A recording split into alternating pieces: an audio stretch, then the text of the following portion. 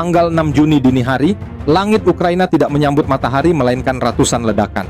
Kiev terbakar, Odessa lumpuh, Nikolaev meledak, Zelensky akhirnya mendapat apa yang ia harapkan. Sebuah pembalasan brutal dari Rusia yang membuat dunia harus membayar harga dari kegilaan mereka. Untuk pertama kalinya sejak invasi besar-besaran dimulai, Moskow meluncurkan serangan terpadu ke berbagai kota utama Ukraina.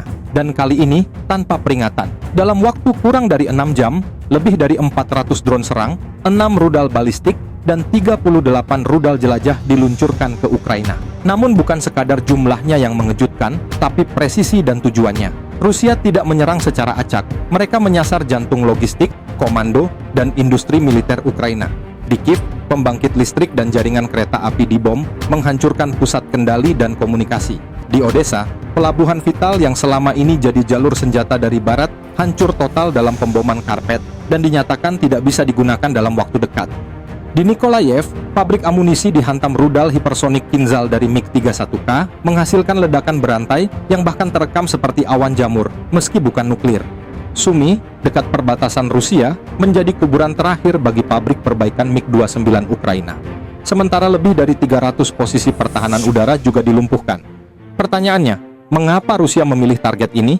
Jawabannya jelas, bukan untuk sekadar menunjukkan kekuatan, tapi untuk melumpuhkan potensi perang Ukraina sampai ke akarnya.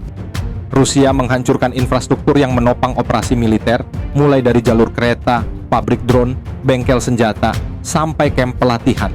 Kremlin tahu jika senjata tidak bisa dikirim, tidak bisa diperbaiki, dan tidak bisa diisi ulang, maka perang itu akan mati dengan sendirinya.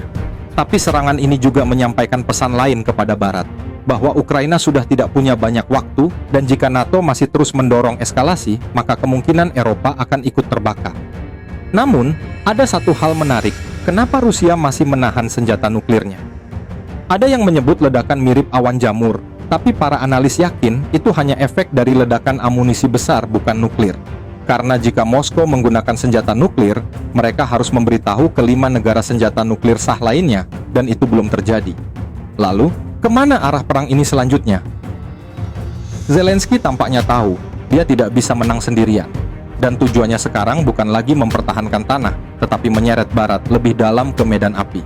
Sekretaris Jenderal NATO bahkan telah meminta negara anggota menaikkan anggaran pertahanan menjadi 5% dari PDB, sebuah sinyal bahwa Eropa tahu mereka sedang bersiap untuk perang besar. Masalahnya, apa Eropa siap? Senjata terbaik mereka sudah dikirim dan banyak yang gagal total di medan perang. Angkatan udara mereka tampak megah, tapi nyatanya tidak cukup mematikan untuk menghadapi bomber strategis Rusia. Dan angkatan laut hampir tak punya peran dalam perang darat seperti ini.